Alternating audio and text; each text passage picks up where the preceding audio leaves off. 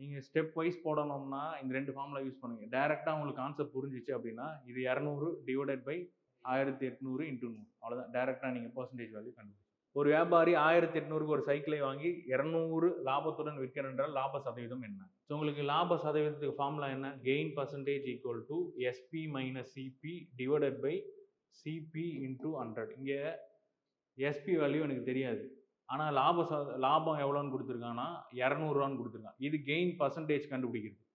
இதுவே கெயினாக இருந்தால் SP minus CP இதுதான் ஃபார்முலா. வெறும் கெயின் மட்டும் கண்டுபிடிக்கணும்னா கெயின் பர்சன்டேஜுக்கு 100ஆல் பெருக்கணும், கீழே சிபி டிவைட் பண்ணணும். வெறும் கெயின் மட்டும்னா இது ரெண்டுத்தையும் கழிச்ச மட்டும் போதும். அப்போ இங்கே எனக்கு கெயின் எவ்வளோ கிடச்சிருக்குன்னா 200 ரூபாய் ஈக்குவல் டு எஸ்பி வந்து விற்ற விலை எனக்கு தெரியாது, அப்போ அதை எஸ்பின்னே வச்சுக்கிறேன். சிபி வந்து வாங்கிய விலை 1800. இந்த 1800 இந்த சைடு வந்துச்சுன்னா ப்ளஸ் 1800 மாறும். அப்போது எஸ்பியோட விலை என்ன?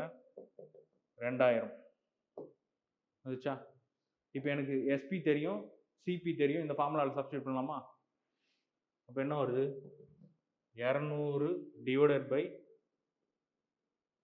1800 இன்ட்டு என்ன கேட்குறான்? லாப சதவீதம் தான் கேட்குறான்.